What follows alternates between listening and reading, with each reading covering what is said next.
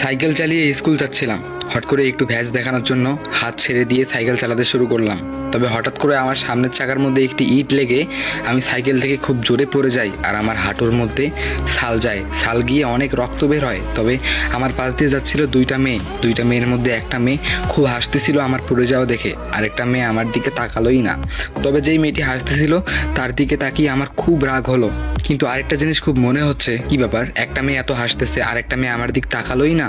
এরপরে দুইটা লোক যাচ্ছিল, তারপরে বলে যে বাবা তাড়াতাড়ি ওঠো, তোমার হাঁটু দিয়ে তো অনেক রক্ত বেরাচ্ছে, তুমি আজকে স্কুলে না গিয়ে বাসায় যাও, কারণ যদি বেশি রক্ত বের হয়ে যায় তাহলে তোমার শরীরের অনেক ক্ষতি হতে পারে। তারপরে আমি আঙ্কেল দুটোর কথা শুনলাম। তারপরে আমি বাসায় চলে গেলাম। বাসায় চলে যেতে মা খ্যাচখ্যাচ করে উঠলো, কি ব্যাপার, তুই বাসায় কেন আসলি স্কুলে না গিয়ে? আমি বললাম যে মা, আমি সাইকেল থেকে পিছলে পড়ে গিয়েছি আর আমার হাঁটুর মধ্যে খুব ছাল গিয়েছে, দেখো অনেক রক্ত বেরাচ্ছে। তখন আমার মা বললো, কিভাবে সাইকেল চালাস?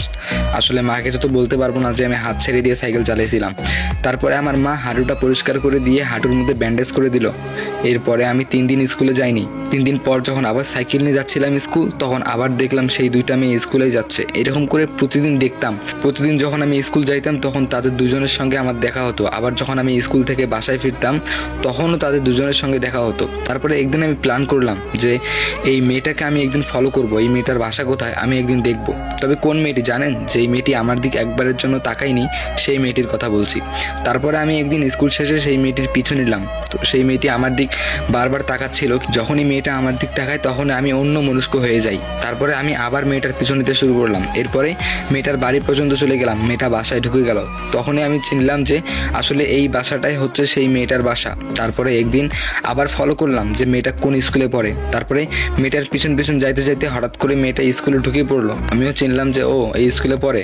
একদিন আমি দেখলাম আমি যে মেয়েটিকে ফলো করি সেই মেয়েটি তার দুটো বান্ধবীর সঙ্গে কোথায় যেন যাচ্ছে। তবে সেই দুটো মেয়েকে আমি খুব ভালো করেই চিনি। আসলে সেই দুটো মেয়ের সঙ্গে আমি ছোটবেলায় পড়েছিলাম, ক্লাস 1 থেকে 5 পর্যন্ত পড়েছিলাম। খুব ভালো ফ্রেন্ডশিপ ছিল তাদের সঙ্গে আমার।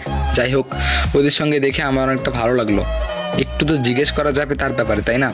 একদিন আমি আমার সেই বান্ধবীর সঙ্গে দেখা করলাম। দেখা করে বললাম, আচ্ছা সেদিন যে তুই ওই মেয়েটার সঙ্গে বেড়ালি সেই মেয়েটির নাম কি রে? তখন তারা বললো, কেন, মেয়েটির নাম জেনে কি করবি? আমি বললাম যে এমনি একটু দরকার আছে। তখন তারা বললো যে মেয়েটার নাম ময়না। আমি বললাম যে ও ময়না, অনেক সুন্দর নাম তো। তখন আমি তাদেরকে জিজ্ঞেস করলাম, আচ্ছা মেয়েটা কি রিলেশন করে? তখন তারা বললো, কেন বলেন তো? আমি বললাম যে আসলে এমনি, মানে একটু শুনতে চাইতেছি, মেয়েটা কি ভালো, মেয়েটা কি রিলেশন করে? তখন তারা বললো, না মেয়েটা রিলেশন করে না, আর ওই রিলেশন করবে কখনোই না। আমি বললাম কেন? তখন সে বলল যে ওই বেশি আমাদের সঙ্গে মিশে না, আসলে ও বেশি কারোর সঙ্গেই মিশে না, ও ওর মতো করেই চলে। আমি বললাম যে ও তাহলে তো ভালোই হয়। তখন আমার বান্ধবী দুটো আমাকে বলল, কি রে তোর কি পছন্দ হয়েছে নাকি? যদি পছন্দ হয়ে থাকে তাহলে আমাকে বল, আমরা তোর হয়ে প্রপোজ করে দিই। তখন আমি বললাম যে না না, এসব করার কোনো প্রয়োজন নাই, কারণ তোরা যদি আবার বলিস আবার যদি না করে দেয় তখন ওটা কেমন না, মান সম্মানের ব্যাপার। তখন তারা বললো যে আরে না, কোনো সমস্যা হবে না, বলবো কি? আমি বললাম যে ঠিক আছে, বলে দেখ। তবে একদিন কি হলো, আমার একটা ভাস্তি আমাকে জিজ্ঞেস করলো, আচ্ছা চাচ্ছু আপনি কি ময়না নামে কাউকে চেনেন? আমি বললাম যে ময়না না তো, কেন, কি হয়েছে? তখন আমার ভাস্তিটি বলে, সেই ময়না মেয়েটি আপনার নামে অনেক কিছু জিজ্ঞেস করেছে আমাকে। আমি বললাম কি কি জিজ্ঞেস করেছে? তখন সে বলল যে আমাকে জিজ্ঞেস করেছে যে ওই ছেলেটার নাম কি রে? তখন আমি বললাম যে ওই ছেলেটার নাম তো বিল্লা। তখন সে বলল যে আচ্ছা ছেলেটা কেমন, ছেলেটা কি কখনো রিলেশন করেছে? আমি বললাম যে না, আসলে ও তো আমার চাচ্চু হয়, অনেক ভালো ছেলে, এই কথা বলেছি আমি চাচ্চু। তখন আমি বললাম যে বাহ, ভালো কাজ করেছিস। তখন আমার সেই ভাস্তিটি আমাকে বললো, আচ্ছা চাচ্চু তুমি কি চিন্তা? আমি বললাম যে না, আমি তো চিনি না, তোকে যে কেন জিজ্ঞেস করছে সেটা তো আমি নিজেও জানি না। তখন আমার ভাস্তি বললো, ও ঠিক আছে, আচ্ছা চলে যাই। আমি বললাম যে ঠিক আছে যা। এই কথা বলে আমার ভাস্তিটি চলে গেল। তারপরের দিন হঠাৎ করে আমার সেই দুটো বান্ধবীর সঙ্গে দেখা হলো। আমি বললাম যে কী ব্যাপার, কিছু বলছে? তখন আমার দুটো বান্ধবী বলল, আসলে ভাইয়া ও তো না করে দিয়েছে। তখন আমার মনটা খুব খারাপ হয়ে গেল। তখন আমার বান্ধবী দুটো হাসতে শুরু করলো। আমি বললাম কি ব্যাপার, হাসতেছিস কেন? তখন তারা বললো মিষ্টি কবে খাওয়াবি? তখন আমি বুঝতে পারলাম যে আসলে ও রাজি হয়েছে। তখন আমার বান্ধবী দুটো বললো, আচ্ছা তোর নাম্বার দে। ও নাম্বার চাইছে। তখন আমি খুব তাড়াহুড়ো করে নাম্বারটা দিলাম আর আমার বান্ধবী দুটো ওকে গিয়ে নাম্বারটা দিয়ে দিল। তারপর থেকে আমি সব সময় ফোনটা আমার কাছে রাখি আর বারবার ফোনের ডিসপ্লের দিকে তাকাই যে কখন একটা মিস কল আসবে, কখন একটা SMS আসবে। যেখানেই যাই না কেন সঙ্গে সবসময় আমার ফোনটা রাখি আর বারবার ফোনের ডিসপ্লের দিকে তাকাই। তবে এরকম করে 2 দিন চলে যায়, 2 দিনও আমি কোনো সারা শব্দ পাই না। তো একদিন রাতে আমি ঘুমোচ্ছিলাম, রাত 12টা বাজে, তখন দেখলাম যে 2টা মিস কল আসলো। তখন আমি মনে মনে ভাবলাম যে এটা কে মিস কল দিল এত রাতে। তারপর আমি ফোনটা ব্যাক করলাম, তবে ফোনটা রিসিভ করে না। প্রথম 3বার কল দিছি, ফোনটা রিসিভ করেনি। যখন 4বারের বেলা কল দিছি তখন রিসিভ করে শুধু বললো যে হ্যালো। তখন আমি চিনতে পেলাম যে আসলেই এটা সেই মেয়েটি, মানে ময়না। তখন আমি বললাম যে কেমন আছো?